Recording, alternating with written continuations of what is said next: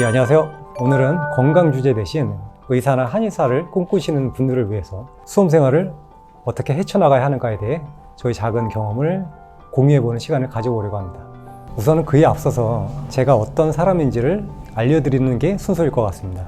저는 고등학교를 졸업을 하고 국립세무대학이라는 곳을 갔는데 2년제를 졸업을 하고 바로 공무원으로 발령이 나서 인천 항구에서 공무원으로 10개월 정도 잠깐 일을 했습니다. 그리고 바로 군대에 갔다가 새로운 도전을 해보고 싶어서 늦은 나이에 재수를 해서 한의대에 들어갔고, 졸업 후에는 또 새로운 목표가 생겨서 의학 전문 대학원까지 갔죠. 한의사 면허, 의사 면허가 다 있습니다.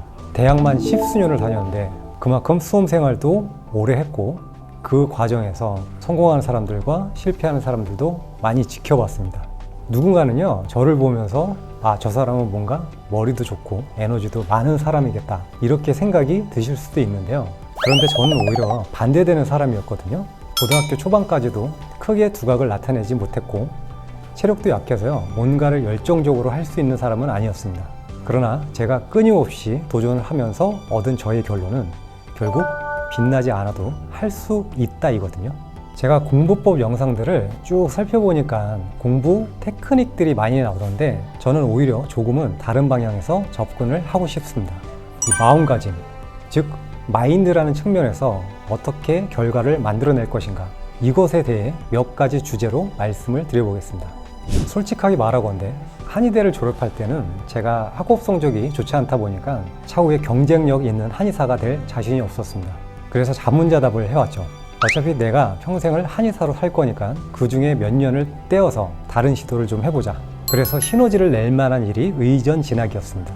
준비를 마음 먹었을 때 기간은 대략 8개월 정도가 남아 있었는데 1월인가 제가 종합반을 등록을 했거든요. 이 8개월이요, 길다면 길고 짧다면 짧은 시간인데 사람이 천재랑 목표 사이에 길어야 3달만 넘어가도요, 의지력이 고갈됩니다. 그러다가 자기 합리화 단계로 넘어가거든요. 공부도 중요하지만 인간관계도 중요한 거 아니겠어? 친구도 사귀고 심지어 연애도 하면서 몰려다니면서 수다 떠는 시간이 점점 길어집니다. 그러다가 자괴감에 빠져서 다시 정신 차려야지 하면서 다시 동기부여를 받고 또 필이 꽂혀서 활활 태우다가 그러다가 1, 2주 지나면 또 지치고 그 반복이죠. 그래서 저의 첫 번째 교훈은요, 동기부여는 영원하지 않다라는 겁니다.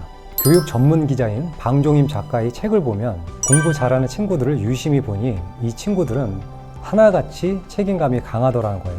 쉽게 말하면 하기 싫어도 할 일이 있으면 자기 할 일을 마친다는 거죠. 그래서 제가 드리고 싶은 말은 동기부여가 사라진 자리에는 책임과 규율이 남아 있어야 된다는 거죠.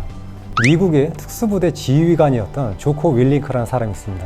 미국에서는 굉장히 유명한 경영 컨설턴트인데 이 사람이 강조하는 게 바로 규율입니다. 규율이란 하고 싶든 그렇지 않든 그날 할 일을 어떤 변명도 없이 해내는 것을 뜻합니다.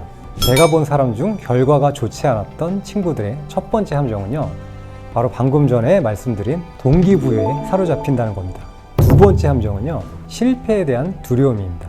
실패에 대한 두려움은 자기 성장을 가로막는 독입니다. 원래는 저도 다른 분들과 마찬가지로 실패를 매우 두려워했습니다.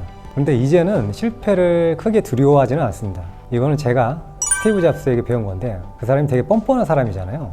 누가 뭐라고 해도 마음의 상처를 잘 안 입습니다. 근데 그게 가능한 이유가 스티브 잡스가 굉장히 자존감이 강한 사람이거든요.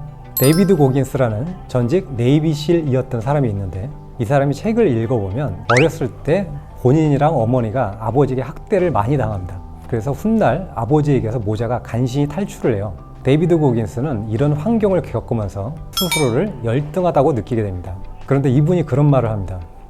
자기는 스스로 할 수 없다고 생각이 들 때 쿠키 상자를 떠올린대요. 이것은 일종의 비유인데 이 쿠키 상자에는 자신이 과거에 해냈던 성취들이 있다는 겁니다. 그래서 그 쿠키 상자에 손을 뻗어서 쿠키를 한 입 물면 다시 힘을 낼 수 있다는 거죠. 저도 사실 마찬가지거든요. 제 인생에서 제가 빛나던 몇 안 되는 순간들이 있었습니다. 그게 저희 쿠키 상자거든요. 지금은 쿠키 상자가 더 풍성해졌죠. 한의대를 가고 의전을 갈고 또 절대 저에게 재능이 없을 거라고 생각했던 글쓰기를 연습해서 수필로 상을 탄 적도 있습니다. 여러분들도 여러분들만의 쿠키 상자가 있을 겁니다. 이거는 선순환이거든요. 한번 맛보기 시작하면 여러분들의 자존감도 점차 올라가고 이 실패에 인내하는 체력이 생깁니다. 앞서 두 가지 키워드는 동기부여, 자존감이었습니다. 마지막으로 세 번째는 담대함입니다. 우리 인간의 뇌는요, 과학적으로 밝혀지건데 50%의 시간은 딴 생각을 하게 되는데요. 그런데 딴 생각의 대부분은 미래에 대한 걱정과 과거에 대한 후회입니다. 이렇게 보면 수험생들이 걱정하고 후회하느라 보내는 시간이 너무 많습니다. 저는 종교는 없지만요, 성경에 베드로전서 5장 7절에 이런 구절이 있습니다. 모든 근심을 주께 맡기라. 주께서 너를 돌보심이라.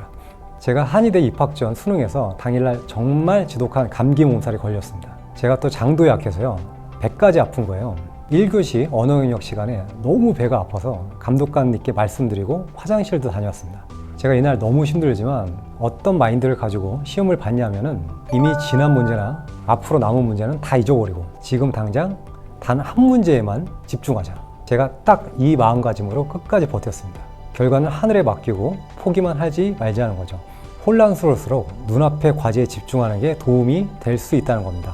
수능 시험이 끝난 시점에서는요, 지난 1년이 정말 허망하더라고요. 내가 이렇게 시험을 망쳐버리다니. 그런데 정작 채점을 해보니 이날 모의고사에서도 받아보지 못한 높은 점수를 받았습니다. 지금도 신기한 경험인데 그만큼 마인드가 결과에 미치는 영향이 크다고 볼 수 있겠죠. 수험생활은 어찌 보면 고통이거든요.